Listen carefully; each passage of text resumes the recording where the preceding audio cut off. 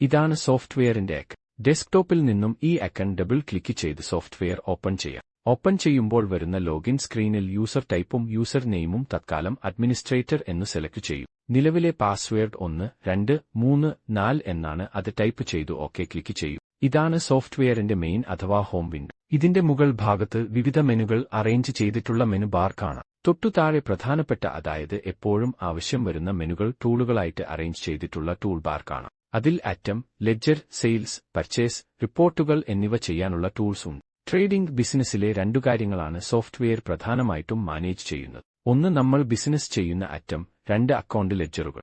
അറ്റം എന്നാൽ സെയിൽ ചെയ്യാൻ വേണ്ടി പർച്ചേസ് ചെയ്തോ മാനുഫാക്ചർ ചെയ്തതോ ആയ പ്രൊഡക്റ്റുകളാണ്. ലെഡ്ജർ എന്നാൽ അറ്റം സപ്ലൈ ചെയ്യുന്നവരോ കസ്റ്റമറോ ആവാം. കൂടാതെ income, expense, cash book, bank book എല്ലാം ലെഡ്ജർ ആയിട്ട് തന്നെയാണ് ക്രിയേറ്റ് ചെയ്യുന്നത്. ഇനി അറ്റവും ലെഡ്ജറും എങ്ങനെയാണ് ക്രിയേറ്റ് ചെയ്യുന്നത് എന്ന് നോക്കാം. അറ്റം ക്രിയേറ്റ് ചെയ്യാൻ ക്രിയേറ്റ് എന്ന മെനുവിൽ നിന്നും ക്രിയേറ്റ് അറ്റം സെലക്ട് ചെയ്യാം. അപ്പോൾ അറ്റം ക്രിയേറ്റ് ചെയ്യാനുള്ള ഈ വിൻഡോ വരും. അല്ലെങ്കിൽ മെനു ബാറിൽ നിന്നും അറ്റം എന്ന ഐക്കൺ ക്ലിക്ക് ചെയ്തും എടുക്കാം. അറ്റം ക്രിയേറ്റ് ചെയ്യാനുള്ള ഈ വിൻഡോയിൽ അറ്റം കോഡ്, പേര്, യൂണിറ്റ്, ഗ്രൂപ്പ്, വിവിധ വിലകൾ, ടാക്സ് നിരക്ക് എന്നിവ നൽകാനുള്ള ഫീൽഡുകൾ കാണാം. ഇതിൽ ആവശ്യമായവ നൽകി സേവ് ബട്ടണിൽ ക്ലിക്ക് ചെയ്തു ആ ഐറ്റം ക്രിയേറ്റ് ചെയ്യാം. ലെഡ്ജർ ക്രിയേറ്റ് ചെയ്യാൻ ക്രിയേറ്റ് എന്ന മെനുവിൽ നിന്നും അക്കൗണ്ട് ഡീറ്റെയിൽസ് സെലക്ട് ചെയ്യാം. അപ്പോൾ അക്കൗണ്ട് ഹെഡ് ക്രിയേറ്റ് ചെയ്യാനുള്ള ഈ വിൻഡോ വരും. അല്ലെങ്കിൽ മെനു ബാറിൽ നിന്നും അക്കൗണ്ട്സ് എന്ന ഐക്കൺ ക്ലിക്ക് ചെയ്തും ഈ വിൻഡോ എടുക്കാം. ഇതിൽ കോഡ്, പേര്, അക്കൗണ്ട്, ഗ്രൂപ്പ്, ഓപ്പണിംഗ് ബാലൻസ്, അത് ക്രെഡിറ്റ് ആണോ ഡെബിറ്റ് ആണോ എന്നിവ നൽകി സേവ് ചെയ്യാം. സാധാരണ ഒരു ലെഡ്ജറിൽ ഇത്രയും മതിയാകും.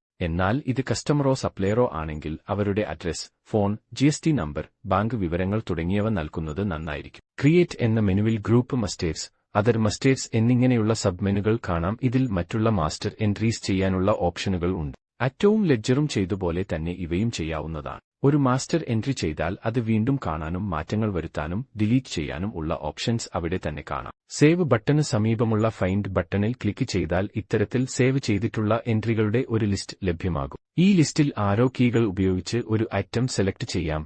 ഇനി എന്റർ കീ അമർത്തിയാൽ സെലക്ട് ചെയ്ത ഐറ്റത്തിന്റെ വിശദാംശങ്ങൾ നാം എന്റർ ചെയ്ത പോലെ തിരിച്ചു ലഭിക്കും. എന്തെങ്കിലും മാറ്റങ്ങൾ ആവശ്യമാണെങ്കിൽ വേണ്ട തിരുത്തലുകൾ വരുത്തി ഒന്നുകൂടി സേവ് ക്ലിക്ക് ചെയ്താൽ മതി. പുതിയതായി വിശദാംശങ്ങൾ നൽകി സേവ് ചെയ്താൽ പുതിയൊരു ഐറ്റം ഉണ്ടാവും. ന്യൂ ബട്ടൺ ഉപയോഗിച്ച് പുതിയതായി വിശദാംശങ്ങൾ നൽകാം. ഫൈൻഡ് ചെയ്തതിനു ശേഷം സേവ് ചെയ്താൽ നിലവിലെ ഐറ്റത്തിൽ വരുത്തിയ മാറ്റങ്ങളാണ് സേവാവൂ. ഒരു മൊബൈൽ ഫോണിലെ കോണ്ടാക്ട് ലിസ്റ്റ് ക്രിയേറ്റും എഡിറ്റും ചെയ്യുന്നതുപോലെ. ഒരു ഐറ്റം ഇനി ആവശ്യമില്ലെങ്കിൽ ആ ഐറ്റം ഫൈൻഡ് ചെയ്തതിനു ശേഷം ഡിലീറ്റ് ബട്ടണിൽ ക്ലിക്ക് ചെയ്താൽ മതി. 2 തവണ ഉറപ്പാക്കിയതിനു ശേഷം ആ ഐറ്റം എന്നേക്കുമായി റിമൂവ് ആകും.